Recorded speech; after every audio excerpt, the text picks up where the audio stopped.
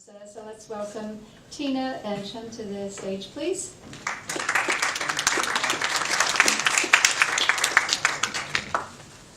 So I like papaya and I enjoy having she as a brand. I'm still very proudly working for Tina. Exactly.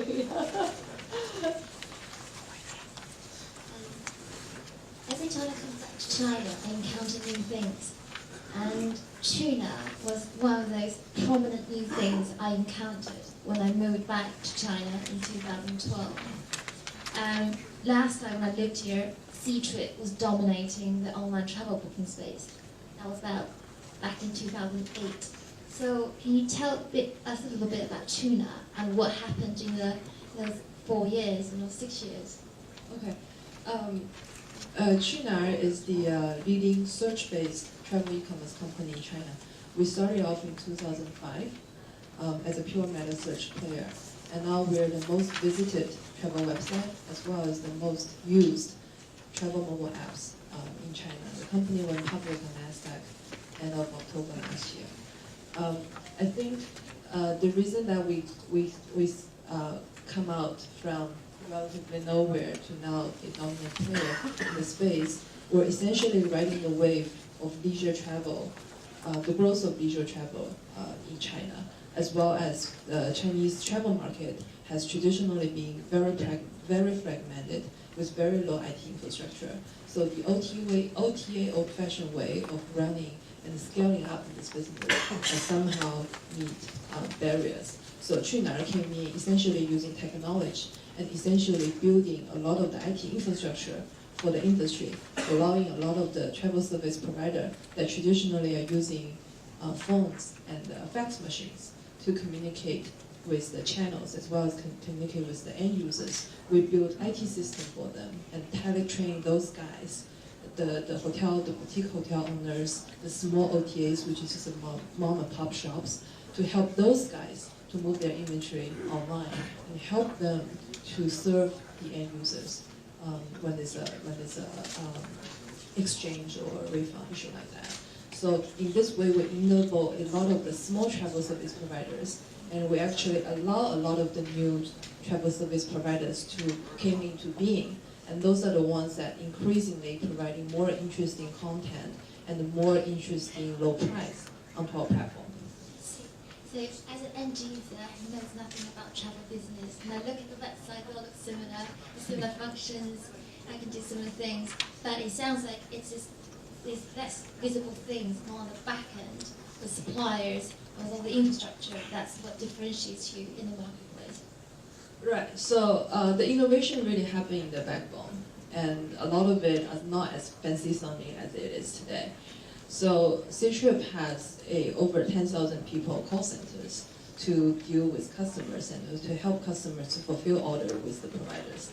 We're essentially having a few hundred engineers to build softwares and then allow replacing the call centers. So that's how we're different and arguably more efficient than the old OTAs. On the user face, the scheme level looks relatively similar. I want to name a few key words when I think about companies like Tuna. Innovation's got to be one of them. So I'm just curious, what was the core concept at the very beginning that led to the birth of this company?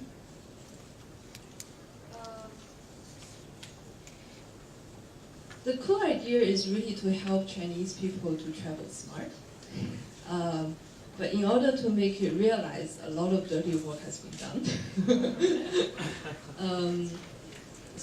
But the mission of the company has always stayed the same, is to help the Chinese travelers to plan their trips in a smart fashion so that they can enjoy it more. And they can do so more smartly on your platform than elsewhere, because she has more integrated supply system. Give you an example. People are talking about innovation on the level, and most of it we're talking about innovation on the consumer end. How it is so much efficient to get a booking done versus the old-fashioned way, whether it's by phone call, whether it's on PC. Some of the people are counting clicks. And one of the player will maybe saying, I need 10 clicks to get a hotel room. And another come out and say, I only need 8 clicks to get a hotel room confirmed. I can do it within an elevator ride to get a hotel room confirmed. But all of that, it's really powered by the backend. In the old-fashioned way, the service providers or the hotels still need to go check into their inventory and come back with a confirmation and say, hey, I actually do have a room, which is on-sold to a different channel, right? Because the hotels manage different channels to distribute their inventory. And then come back with a confirmation, whether by phone calls or by SMS.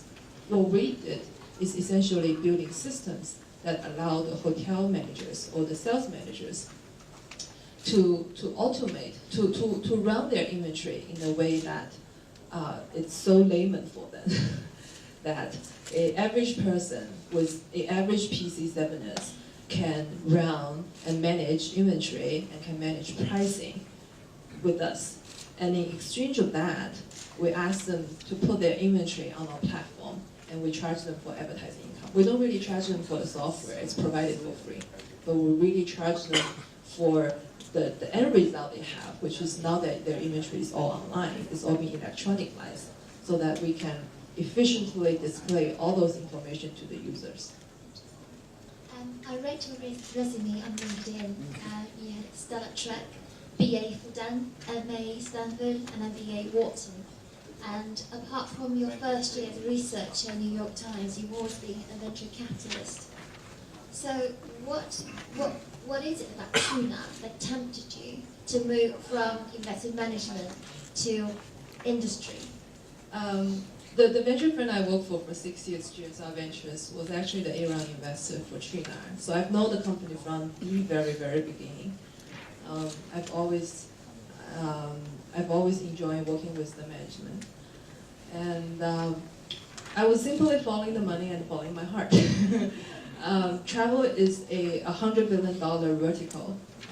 The online travel companies in the United States already exceeding the big guys, Priceline, Orbitz, TripAdvisor. These guys combined already exceeding 100 billion market cap. The online travel penetration rate in the US is 40%, in China it's only 7%. So China, now you have Qunar and Ctrip, two companies combined slightly over 10 billion. I believe it's only a matter of a few years that the online travel space in China will have a combined market cap over close to 100, not only 50 billion. So that's the money piece. The falling heart piece is, I myself, growing up, not travel much, but later on become a travel, kind of a wanderlust. I live in the States for 7 years. I've been to half of the national parks in the States with my husband. I've backpacked in the world's driest desert in South America, called Acadama in northern part of Chile. It was pretty cold. So travel has really changed my outlook. Growing up, the furthest trip I took were now still transact offline to move them online. And during the process of that, help them to save money. And how can you help more service providers to move online?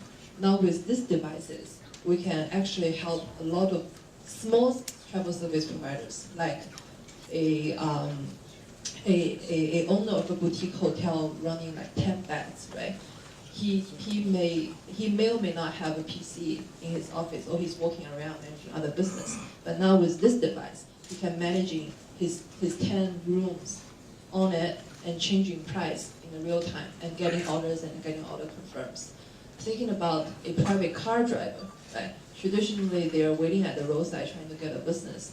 And now with this app, they can get orders from all across the Beijing, and he can decide I can drive down to Guomao to pick up a guy because he needs to go to the airport. So mobile is really helping us to move a lot of unique content and unique service, which in the PC age, that wouldn't be able to happen. That's great. So Tina, do you still have time for travel?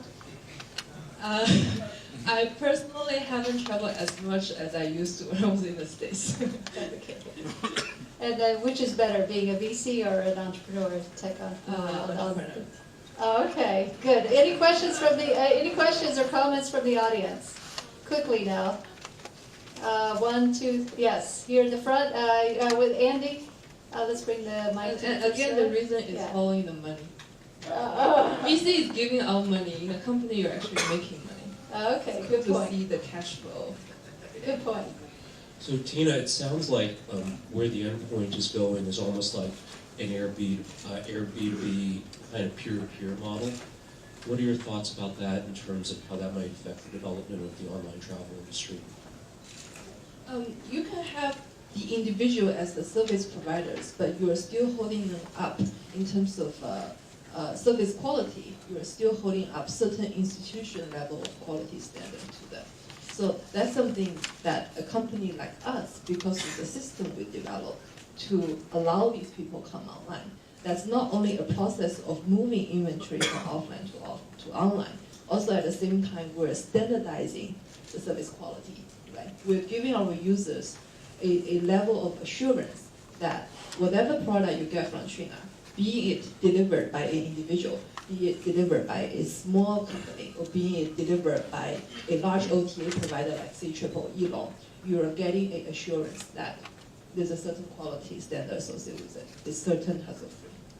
So that's the back end. Okay, super. Let's give Tina and Chen a round of applause. And let's welcome our next tech chat.